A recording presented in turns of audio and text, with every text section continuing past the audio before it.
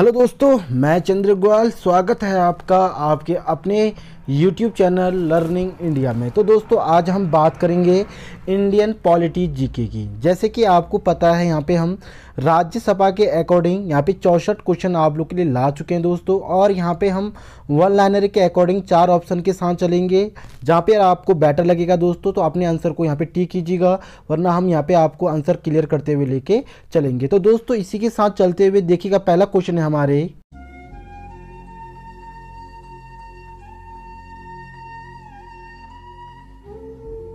Screen पे। पहला question है दोस्तों, भारतीय संसद के अपर हाउस को किस नाम से जाना जाता है। दोस्तों, सबसे पहले आपको मैं बता दूं कि यहाँ पे हम जो 64 क्वेश्चन लाए हैं आप लोगों के लिए, ये काफ़ी आपके कंपटीशन एग्ज़ाम के लिए काफ़ी महत्वपूर्ण है। और इसी के साथ आपको बताना भी है कि कौन सा आंसर आपका क्लियर है। तो दोस्तों देखिएगा, पहले भारतीय संसद, ध्यान दीजिएगा, अपर हाउस को किस नाम से जाना जाता है। तो दोस्तों, इसका आंसर आपको क्लियर हो चुका होगा।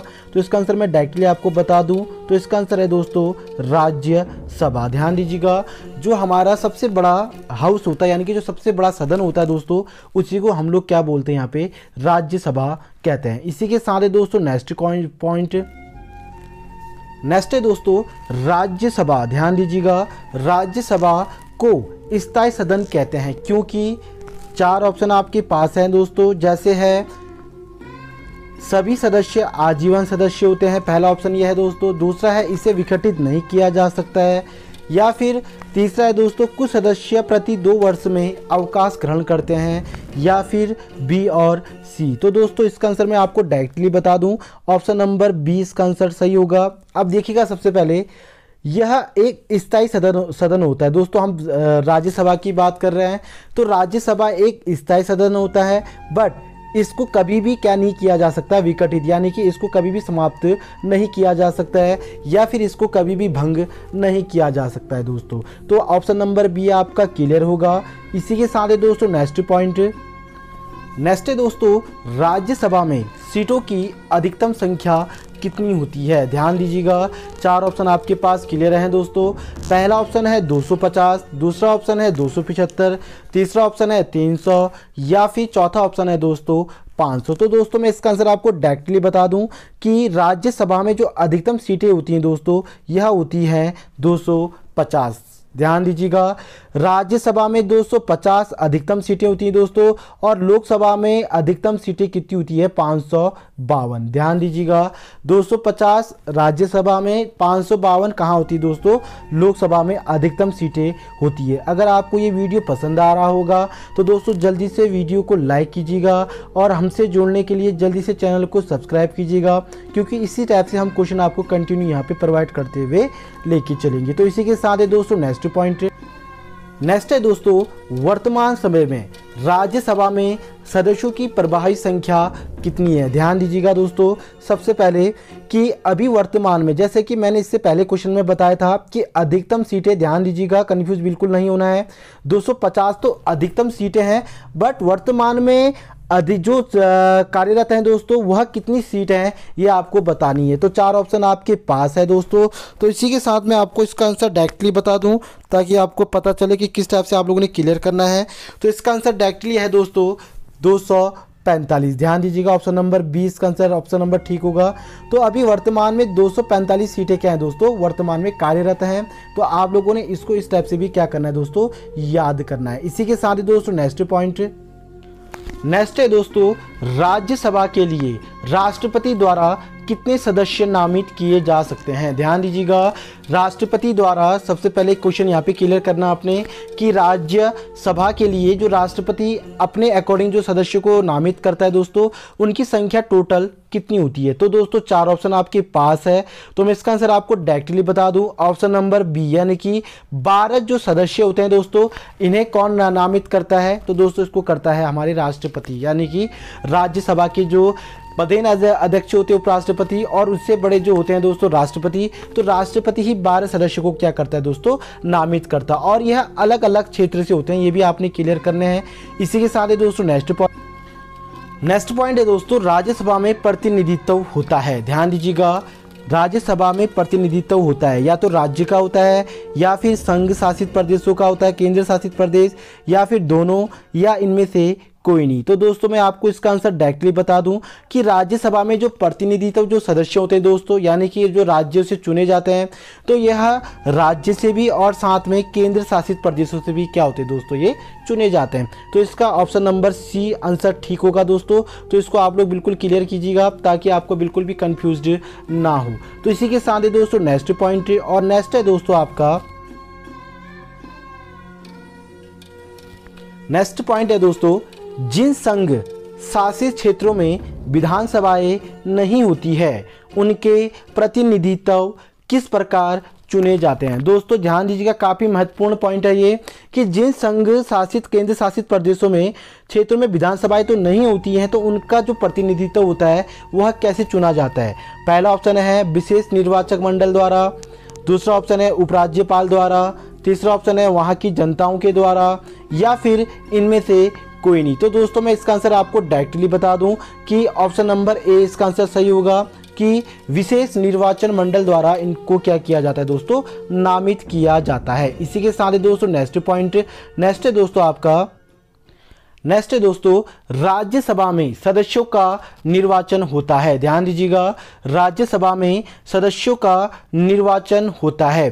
तो ऑप्शन आपके पास 4 हैं दोस्तों, संचयी मत पद्धति द्वारा, सापेक्ष मत पद्धति द्वारा, सूची पद्धति द्वारा, या फिर आनुपातिक प्रतिनिधित्व के अनुसार एकल संक्रमणीय मत पद्धति द्वारा। तो दोस्तों पहले आपको इतना पॉइंट क्लियर होना चाहिए कि यह क्वेश्चन आप लोगों से क्या बोल रहा है। तो दोस्तों जो सदस्यों का निर्वाचन होता है वो किसके अकॉर्डिंग होता है। तो दोस्तों 4 ऑप्शन आपके पास है, तो इसका आंसर होगा ऑप्शन नंबर डी। ध्यान दीजिएगा, आनुपातिक प्रतिनिधित्व के अनुसार एकल संक्रमणीय मत पद्धति द्वारा इनका क्या किया जाता है दोस्तों, निर्वाचन किया जाता है। तो ये पॉइंट आप लोग के लिए काफी महत्वपूर्ण है दोस्तों। इसी के साथ ही दोस्तों नेक्स्ट पॉइंट, नेक्स्ट है दोस्तों, राज्यसभा के लिए प्रत्येक राज्य के प्रतिनिधित्व का निर्वाचन कौन करता है। काफी महत्वपूर्ण पॉइंट है दोस्तों, इसको याद भी करना है आप लोगों ने, और याद करने के साथ साथ आपको इन आंसरों में डिपेंड भी रहना है कि किस टाइप से आप लोगों ने क्लियर करना है दोस्तों। 4 ऑप्शन आपके पास है। तो देखिएगा दोस्तों, पहले अगर हम बात करें विधानसभा के निर्वाचित सदस्यों की, विधानसभा के सभी सदस्यों की, या विधानमंडल के सभी सदस्यों की, या फिर विधानमंडल के निर्वाचन सदस्यों की, तो आपको पॉइंट ये क्लियर करना है, ना तो विधानमंडल के निर्वाचन सदस्य इसमें प्रतिनिधित्व करते हैं दोस्तों, ना फिर विधानमंडल के सभी सदस्य कर सकते हैं, ना फिर विधानसभा के सभी सदस्य कर सकते हैं दोस्तों। यहाँ पर सिर्फ कौन कर सकता है, सिर्फ विधानसभा के निर्वाचन सदस्य। ध्यान दीजिएगा, जिनको निर्वाचित किया गया है दोस्तों वही राज्यसभा के प्रत्येक राज्य के प्रतिनिधित्व का निर्वाचन कर सकते हैं। इसी के साथ ही दोस्तों नेक्स्ट पॉइंट, नेक्स्ट है दोस्तों आपका, राज्यसभा में राज्यों का प्रतिनिधित्व किस बात पर निर्भर करता है। ध्यान दीजिएगा, काफी महत्वपूर्ण पॉइंट है दोस्तों ये कि राज्यसभा में राज्यों का प्रतिनिधित्व किस बात पर निर्भर करता है। पहला है राज्य का क्षेत्रफल, राज्य की जनसंख्या, उपयुक्त में से दोनों, या इनमें से कोई नहीं। तो दोस्तों मैं आपको इसका आंसर डायरेक्टली बता दूं कि ऑप्शन नंबर बी, यानी कि राज्यों की जनसंख्या ही इस पर क्या करती थी दोस्तों, प्रतिनिधित्व करती है। तो राज्य का प्रतिनिधित्व उनके जनसंख्या पर क्या करती है दोस्तों, निर्भर करती है। तो ये पॉइंट भी आप लोगों ने क्लियर करना है। इसी के साथ ही दोस्तों नेक्स्ट पॉइंट, नेक्स्ट पॉइंट है, राज्यसभा में किस राज्य के प्रतिनिधित्व या निधियों की संख्या सर्वाधिक है। ध्यान दीजिएगा, राज्यसभा में किस राज्य के प्रतिनिधित्वों की संख्या सर्वाधिक है। तो दोस्तों ये आपको पता होगा, 4 ऑप्शन आपके पास है। पहला है आंध्र प्रदेश, दूसरा है मध्य प्रदेश, तीसरा है बिहार, और चौथा है दोस्तों आपका उत्तर प्रदेश। तो इसका आंसर आपको मैं डायरेक्टली बता दूं कि उत्तर प्रदेश एकमात्र ऐसा राज्य है जहां पर सबसे अधिक जो सदस्य हैं दोस्तों वह प्रतिनिधित्व करते हैं। इसी के साथ ही दोस्तों नेक्स्ट पॉइंट, नेक्स्ट है दोस्तों आपका, ध्यान दीजिएगा, उत्तर प्रदेश से राज्यसभा के लिए कितने सदस्य चुने जाते हैं। काफी महत्वपूर्ण पॉइंट है दोस्तों ये, और ये आप लोगों ने याद भी करना है। तो बताइएगा दोस्तों, उत्तर प्रदेश में राज्यसभा के लिए कितने सदस्य चुने जाते हैं। दोस्तों 4 पॉइंट आपके पास है ऑप्शंस। पहला है 16, उसके बाद है 22, उसके बाद है दोस्तों 31 या फिर है 34। तो दोस्तों इसका आंसर मैं डायरेक्टली आपको बता दूं कि ऑप्शन नंबर सी। अभी वर्तमान में उत्तर प्रदेश से राज्यसभा के जो प्रतिनिधित्व है दोस्तों वह कितने हैं, टोटल 31। ध्यान दीजिएगा। और लोकसभा से 80 सदस्य हैं दोस्तों और राज्यसभा से मात्र कितने हैं दोस्तों, 31 है। तो सबसे अधिक जो सीट वाला जो राज्य है दोस्तों ये कौन सा आपका, ये है दोस्तों आपका उत्तर प्रदेश। नेक्स्ट पॉइंट है दोस्तों आपका, नेक्स्ट है दोस्तों, निम्नलिखित राज्यों के युग्म से किसके राज्यसभा में समान प्रतिनिधित्व मिला है। ध्यान दीजिएगा, यानी कि जो राज्य दिए गए दोस्तों इसमें से समान प्रतिनिधित्व मिला हुआ है। आंध्र प्रदेश या मध्य प्रदेश, बिहार या पश्चिम बंगाल या फिर ओडिशा एवं राजस्थान, या फिर चौथा ऑप्शन है दोस्तों उपयुक्त में से सही। तो इसका आंसर होगा दोस्तों सभी जितने भी हमारे राज्य हैं इनको राज्यसभा के लिए समान नामित किया जाता है दोस्तों, इनको समान प्रतिनिधित्व का क्या किया जाता है, दायित्व किया जाता है। तो इसका आंसर होगा दोस्तों ऑप्शन नंबर डी, यानी कि उपयुक्त में से सभी। इसी के साथ दोस्तों नेक्स्ट पॉइंट, नेक्स्ट है दोस्तों, निम्नलिखित में से किस संघ शासित क्षेत्र का राज्यसभा में प्रतिनिधित्व है। ध्यान दीजिएगा, कौन सा ऐसा संघ शासित प्रदेश है जो राज्यसभा में प्रतिनिधित्व करता है। दिल्ली या पुडुचेरी दोस्तों, दिल्ली व पुडुचेरी, या फिर लक्षद्वीप व चंडीगढ़, या फिर दमन एवं दीप, या दादरा एवं नगर हवेली, या इनमें से कोई नहीं। तो दोस्तों बताइएगा आप लोग, ध्यान दीजिएगा, जहां पर विधानसभा चुनाव जहां जिस राज्य पर होता है दोस्तों वह राज्य ही क्या करती है, राज्यसभा में प्रतिनिधित्व भेजने का हकदार रखती है। तो यहाँ पे आपके पास 4 ऑप्शन है, तो ये मैं आपको यहाँ पे डायरेक्टली इसका आंसर बताता हूँ।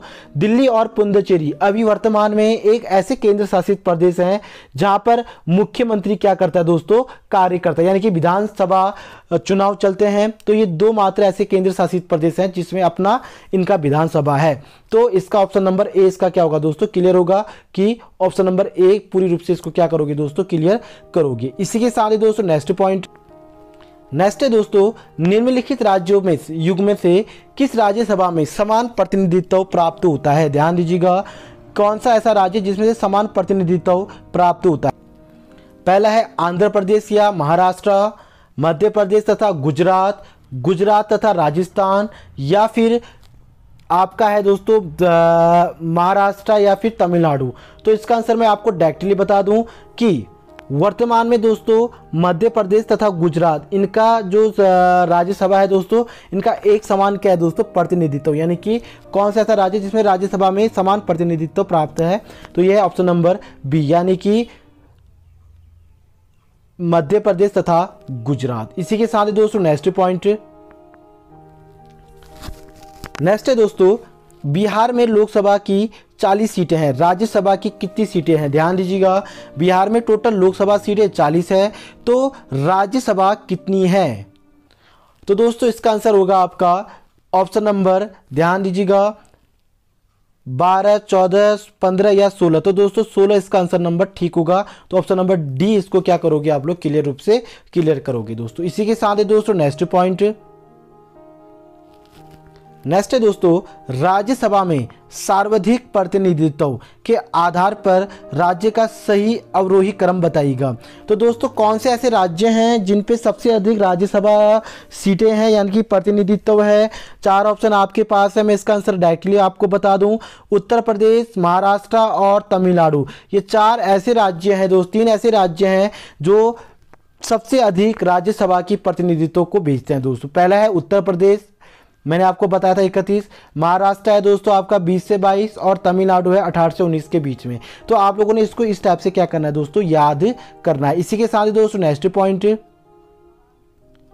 नेक्स्ट है दोस्तों, राज्यसभा के चुनाव हेतु एक अभ्यर्थी की आयु निम्नलिखित कितनी होनी चाहिए, कम से कम। ध्यान दीजिएगा, एक अभ्यर्थी की आयु दोस्तों कितनी होनी चाहिए। तो आपको मैं इसका आंसर डायरेक्टली बता दूं कि ऑप्शन नंबर सी, यानी कि 30 वर्ष एक राज्यसभा चुनाव के लिए अभ्यर्थी की आयु होनी चाहिए जो वो क्या कर सकता है दोस्तों, चुनाव लड़ सकता है। जैसे लोकसभा में है दोस्तों 25, राष्ट्रपति के लिए है 35, ध्यान दीजिएगा, और बचा आपका राज्यसभा के लिए, तो वहां पे कितनी दोस्तों 30 वर्ष की आयु बहुत ज़्यादा आवश्यक है।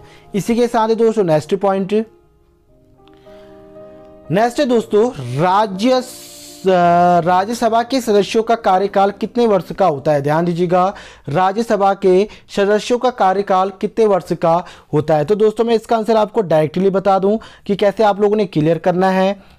तो राज्यसभा का जो कार्यकाल का जो वर्ष होता है दोस्तों, वह होता है 6 वर्ष। ध्यान दीजिएगा, 6 वर्ष राज्यसभा, लोकसभा 5 वर्ष, और आपको पता होना चाहिए राष्ट्रपति का भी लगभग 5 वर्ष की आयु होनी मतलब 5 वर्ष की कार्यकाल इनके होते हैं दोस्तों। तो ये आज दोस्तों 20 क्वेश्चन आपको क्लियर कराते हैं। आप नेक्स्ट क्वेश्चन आपको नेक्स्ट वीडियोस के अकॉर्डिंग यहाँ पे क्लियर कराएंगे। तब तक के लिए जय हिंद, जय भारत, जय उत्तराखंड।